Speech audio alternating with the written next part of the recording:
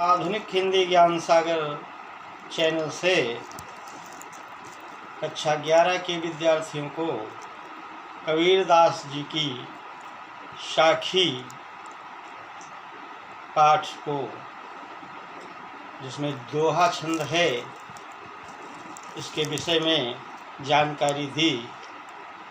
इस साखी में कबीरदास जी ने गुरु की महिमा पर बल दिया है कि गुरु ही परमात्मा का साक्षात्कार करा सकता है। गुरु ही कबीरदास जी के अनुसार गुरु का स्थान सबसे श्रेष्ठ है। गुरु ब्रह्मा गुरु विष्णु गुरुदेव महेश्वरा गुरु साक्षात् परब्रह्म तस्मै श्री गुरवे नमः। गुरु ही ब्रह्मा है, गुरु ही विष्णु है, गुरु ही महेश है। कहने का मतलब कि गुरु ही सब कुछ है। और हमारे प्राथमिक गुरु कौन है?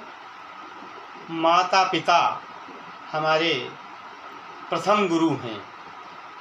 इसीलिए कहा भी गया है कि मात पितायरु गुरु की बानी बिनहि विचार करें शुभ जानी।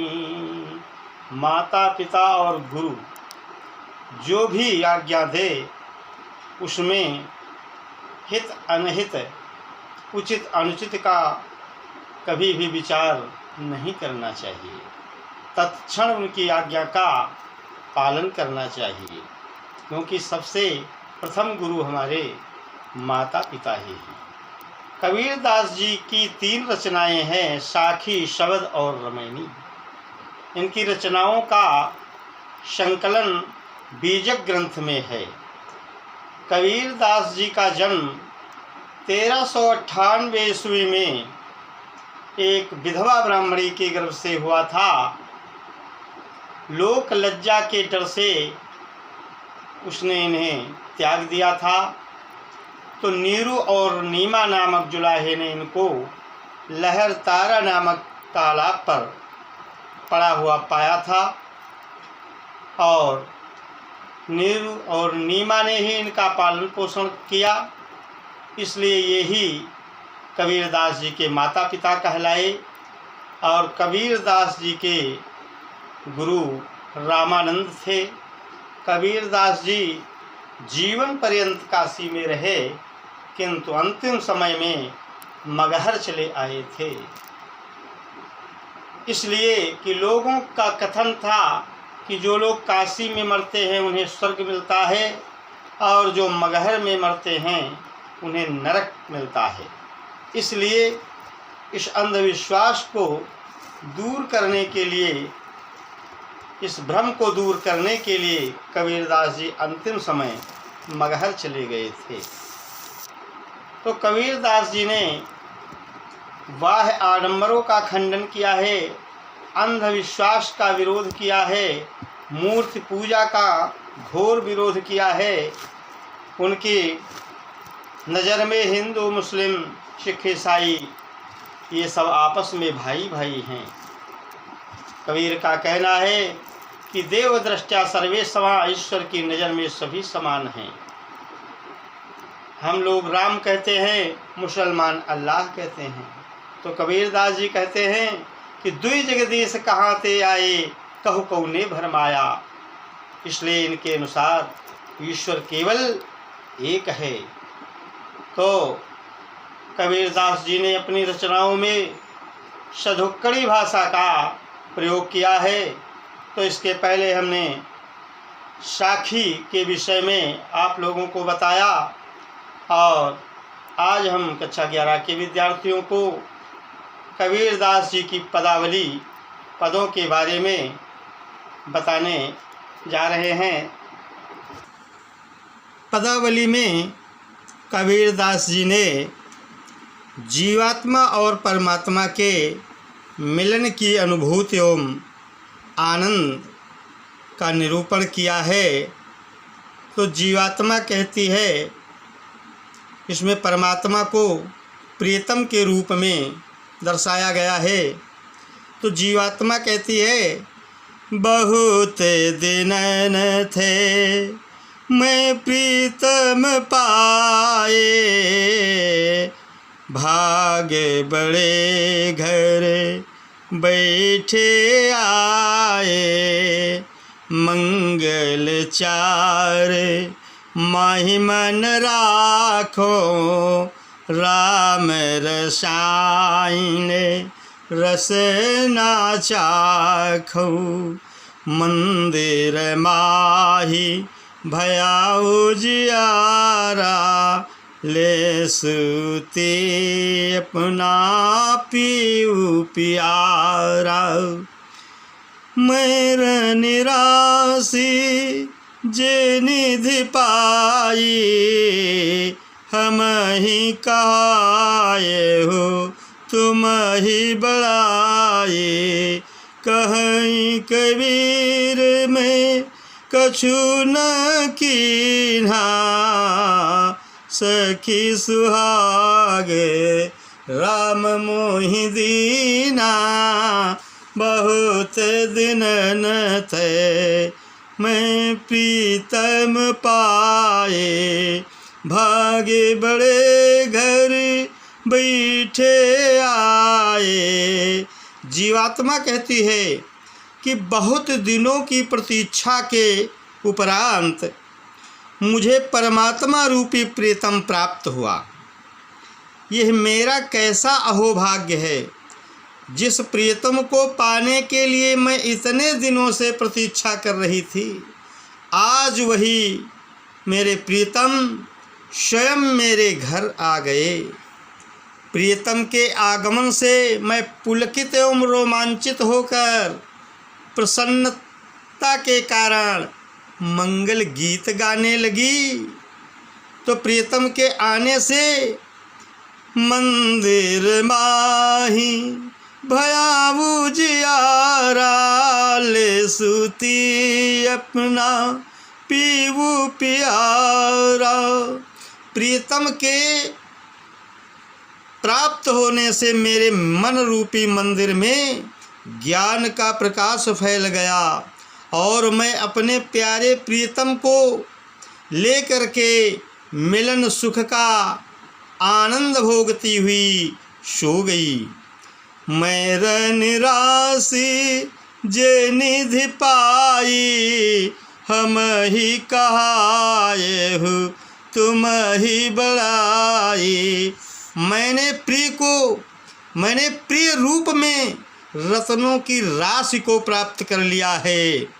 इसमें मेरी कोई बड़ाई नहीं है, ये तो परमात्मा की कृपा है जो मुझे प्रियतम रूपी रत्न राशि की प्राप्ति हो गई है।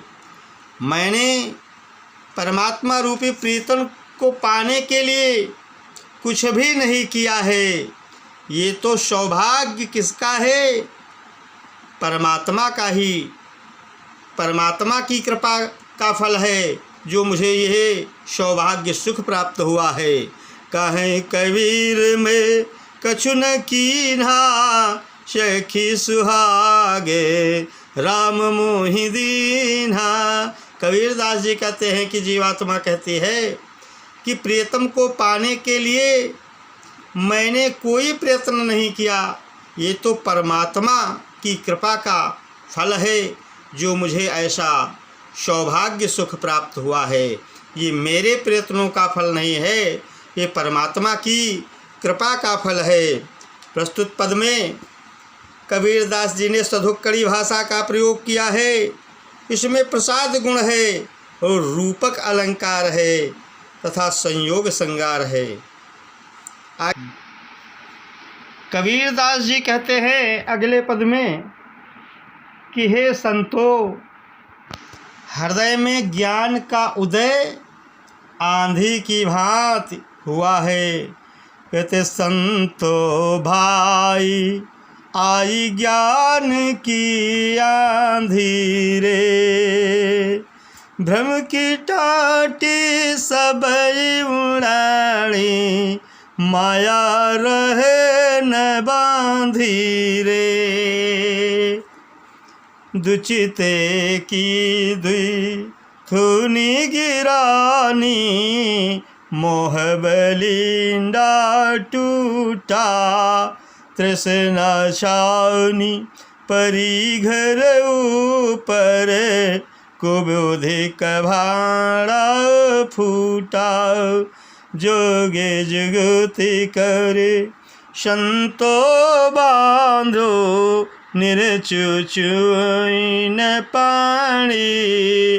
कूड़ कपट काया कान कसा, हरि की गति जब जानी। आंधी पीछे जो जल बूठा, प्रेम हरि जन भीना। कहीं कबीर भान के प्रगटे, उदित भयातम खीना।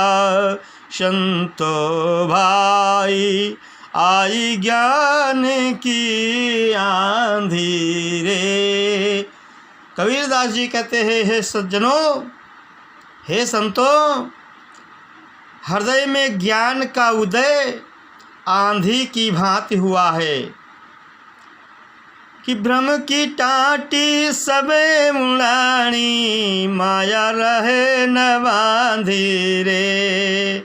जैसे आंधी के आने से टटिया उड़ जाती हैं और बंधन खुल जाते हैं, वैसे ही हृदय में जब ज्ञान की आंधी आती है, ज्ञान का उदय जब हो जाता है, तो भ्रम की सारी टटियाँ जो लगी हुई हैं हमारे हृदय में, वो सब उड़ जाती हैं और माया के बंधन खुल जाते हैं। दुचित की दुई थूनी गिरानी, मोह बलिंडा टूटा। प्रेम और आसक्त के वे दोनों खंभे जिन पर मोह की बल्ली टिकी रहती है, जब हृदय में ज्ञान का उदय होता है तो वह मोह की बल्ली नीचे गिर जाती है।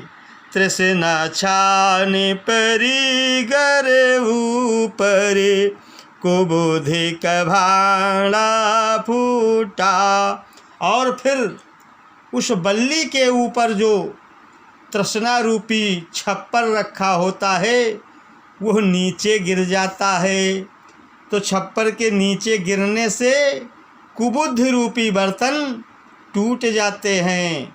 कहने का मतलब, जब हृदय में ज्ञान का उदय हो जाता है तो सांसारिक विषय वासनाएं दूर हो जाती हैं। हृदय के अंदर का जो भाव विकार है वो सब नष्ट हो जाता है, दोष दूर हो जाते हैं। जोग जुगति करी संतो बांधे, निर्चुचुइन पाणी। कबीरदास जी कहते हैं कि हे संत पुरुषों, योग की युक्ति के द्वारा मन और चित्त पर ऐसा अंकुश लगाओ कि तुम निर्चु माने निश्चिंत हो जाओ। वासना रूपी जल की एक बूंद भी टपकने ना पाए। और कूड़ कपट काया का निकसा, हरि की गति जब जाने।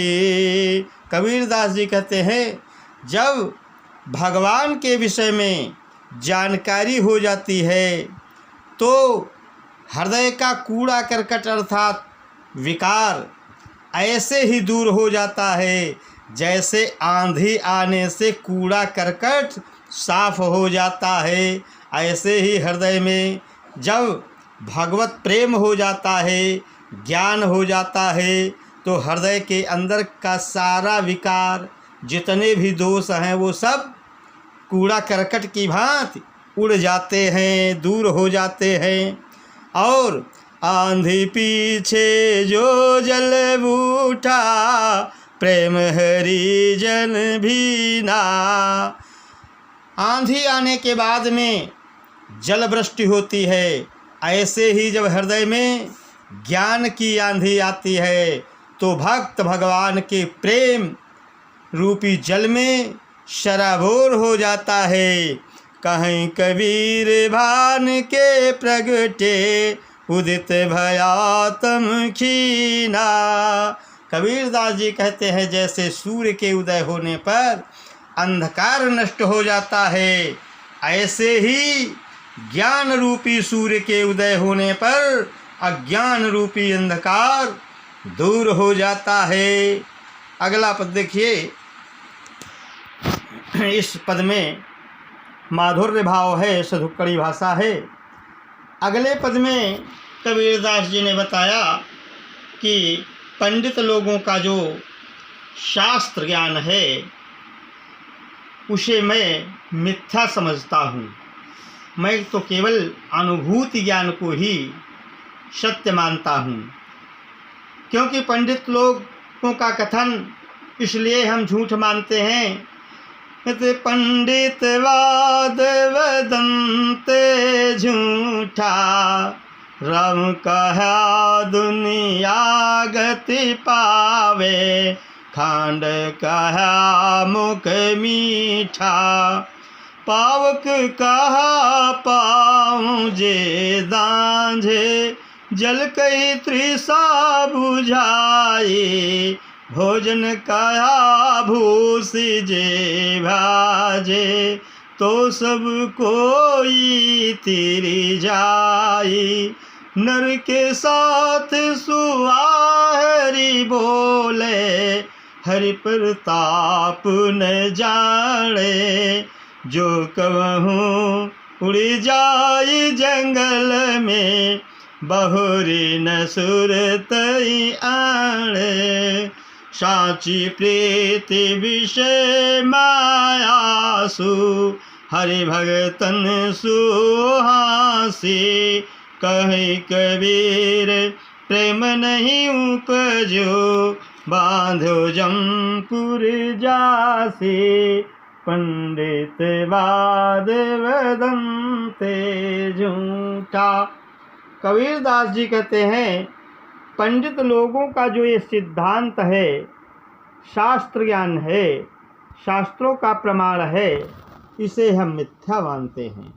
क्योंकि पंडितों के शास्त्र ये कहते हैं कि राम कहा दुनिया गति पावे, खंड कहा मुख मीठा, कि केवल राम का नाम कहने से मुक्ति मिल जाती है, मोक्ष गति मिल जाती है, और शकर का नाम लेने से मुख मीठा हो जाता है, ऐसा नहीं है।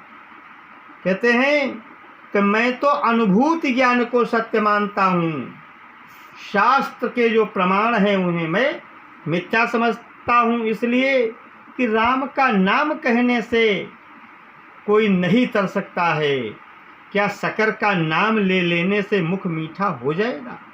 मुख तो तभी मीठा होगा जब हम शकर खाएंगे। ऐसे ही कि पावक कहा पामजे दांझे, क्या आग का नाम ले लेने से हमारे पैर जल जाएंगे? नहीं जलेंगे। पैर तो तब जलेंगे जब हम आग में पैर डालेंगे। और जल कही तृषा बुझाई, क्या जल का नाम ले लेने से हमारी प्यास बुझ जाएगी? नहीं बुझेगी। प्यास तो हमारी तब बुझेगी जब हम जल पिएंगे। तो नर के भोजन कहा भूसी जे भाजे, तो सब कोई तिरि जाई। क्या भोजन का नाम ले लेने से भूख मिट जाएगी? भूख तो तभी जाएगी जब भरपेट भोजन किया जाए, ऐसे भूख नहीं बुझेगी। ऐसे ही राम का केवल नाम ले लेने से कोई नहीं मोक्ष गति पा सकता है। तो नर के साथ सुआ हरि बोले, हरि प्रताप न जाने। पिंजड़े का तोता आदमी के साथ राम का नाम लेता है, लेकिन वो राम के प्रताप को नहीं जानता है। राम उसके लिए शब्द मात्र हैं, अनुभूति नहीं है। इसीलिए जब कभी वह तोता जो कबहू उड़ जाए जंगल में, जो कबहू उड़ जाए जंगल में, बहुर न सुर तैयार। इसलिए वह तोता अगर कभी जंगल में उड़ जाता है तो फिर वो राम की याद नहीं करता है, क्योंकि राम उसके लिए शब्द मात्र हैं। राम के प्रताप को नहीं जानता है वो। साची प्रीति विषय मायासु, हरि भगतन सुहासी। कबीरदास जी कहते हैं जिनको विषय वासनाओं से सच्चा प्रेम है और भगवान के भक्तों की हंसी मजाक उड़ाते हैं, कहे कबीर प्रेम नहीं उपजो, बांधो जमपुर जासी। कबीरदास जी कहते हैं ऐसे लोग जिनके अंदर भगवान के प्रति प्रेम नहीं उत्पन्न होता है और सज्जन पुरुषों की हंसी मजाक उड़ाते हैं, भगवान के भक्तों की मजाक उड़ाते हैं और विषय वासनाओं से प्रेम रखते हैं, ऐसे लोगों को नरक यातना करनी पड़ती है। उन्हें यमपुरी में भी दंड दिया जाता है। इस पद में शांत रस है, सधुक्कड़ी भाषा है। अगला देखिए, अगले पद में कबीरदास जी ने बताया है कि जीवात्मा परमात्मा का ही अंश है। तो जब जीवात्मा परमात्मा का अंश है तो जब तक परमात्मा की मृत्यु नहीं होगी तब तक फिर आत्मा की भी मृत्यु नहीं हो सकती है। कबीर के अनुसार जिसे परमात्म ज्ञान हो गया वह फिर मृत्यु से कभी नहीं डरता है। जिसकी लौ ईश्वर में लग गई वो फिर मृत्यु से कभी नहीं डरता है।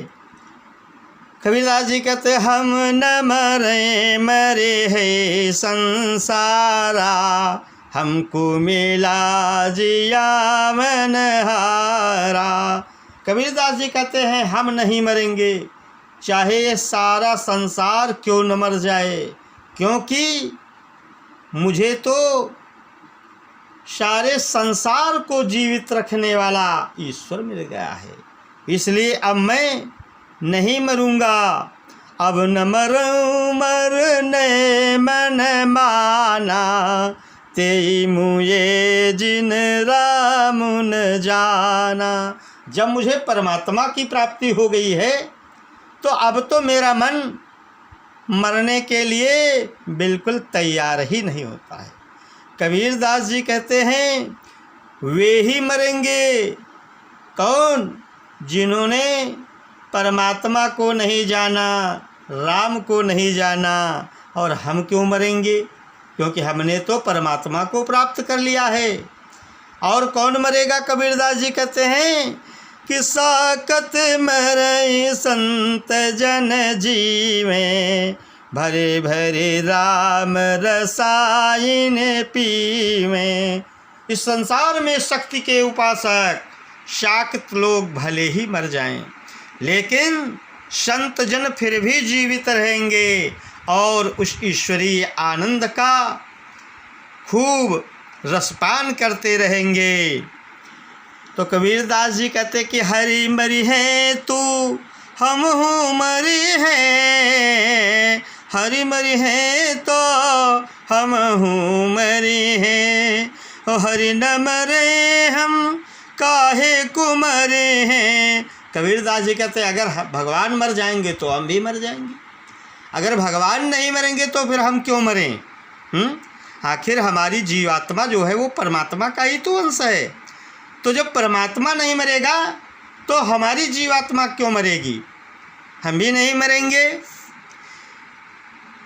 कहीं कबीर मन मन ही मिलावा, अमर भय सुखे सागर पावा।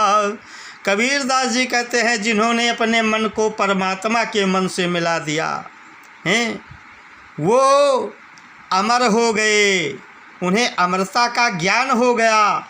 और जिन्हें परमात्म बोध हो जाता है, अमरता का परमात्मा का बोध हो जाता है, वे अमरता को प्राप्त कर लेते हैं और सुख सागर में निमग्न हो जाते हैं, अजर अमर हो जाते हैं। इसमें भी शांत रस है, सधुक्कड़ी भाषा है और प्रसाद गुण है। अगला देखिए, नलिनी के पक्ष में और जीवात्मा के पक्ष में कबीरदास जी ने बताया है। कहते काहेरी नलिनी तू कुम्हिलानी, तेरे ही नाल सरोवर पानी। हे कमलिनी, तू क्यों मुरझा रही है? तेरे मुरझाने का क्या कारण है? तेरे तो नाल सदैव तालाब के पानी में ही रहते हैं। जल में उत्पत्ति जल में वास, जल में नलिनी तोर निवास। हे कमलिनी, तू तो जल से ही उत्पन्न होती है और जल में ही स्थिर रहती है। तुम्हारा निवास स्थायी रूप से जल में ही रहता है। ना तली तपन न ऊपर आगी, तो रहे तो कहू कासनी लागी। कहे कबीर जे उदिक समान, ते नहीं मुए हमारे जान। कबीरदास जी कहते हैं नलिनी, तू तो जल से ही उत्पन्न होती है, जल में ही निरंतर रहती है, तेरा स्थायी रूप से निवास जल में ही रहता है। तेरे न नीचे कोई तपन है और न ऊपर से ही तू तप्त हो रही है। फिर तेरा प्रेम किससे हो गया है जो तुम्हारी उत्फुल्लता ये समाप्त हो गई है? कबीरदास जी कहते हैं कि कहीं कबीर जे उदिक समान, जो स्वयं जल के समान हैं, वो तो हमारी समझ से कभी नष्ट ही नहीं होते हैं, क्योंकि ये नलिनी कमलिनी तो जल का ही अंश है, समझ लो। क्योंकि हमेशा ये जल से ही उत्पन्न होती है और जल में ही रहती है, जल में ही विलीन हो जाती है। तो फिर तुम्हारा मुरझाने का क्या कारण है? दूसरा इसका अर्थान्योक्ति के माध्यम से कबीरदास जी ने जीवात्मा के विषय में भी किया है कि ऐ जीवात्मा, तू तो परमात्मा का ही अंश है, फिर तू क्यों मुरझा रही है? तेरा प्रेम किस सांसारिक विषय वासनाओं से हो गया है? तू तो परमात्मा से ही उत्पन्न हुई है और परमात्मा में ही सदैव स्थिर रहती है। हे जीवात्मा, तेरा अंतिम विलय भी परमात्मा में ही हो जाता है, फिर भी तेरी प्रसन्नता समाप्त होने का क्या कारण है? तेरा प्रेम किन सांसारिक विषय वासनाओं से हो गया है? तू तो स्वयं परमात्मा का अंश है। तो फिर कबीरदास जी कहते हैं जो स्वयं परमात्मा के समान है, मेरे समझ से तो उसके नष्ट होने का कोई प्रश्न ही नहीं उठता है। इस पद में भी कबीरदास जी ने शांत रस का प्रयोग किया है और सधुक्कड़ी भाषा है, प्रसाद गुण है। हम अपने इसी आधुनिक हिंदी ज्ञान सागर चैनल से आगे की जानकारी सभी को देंगे। धन्यवाद।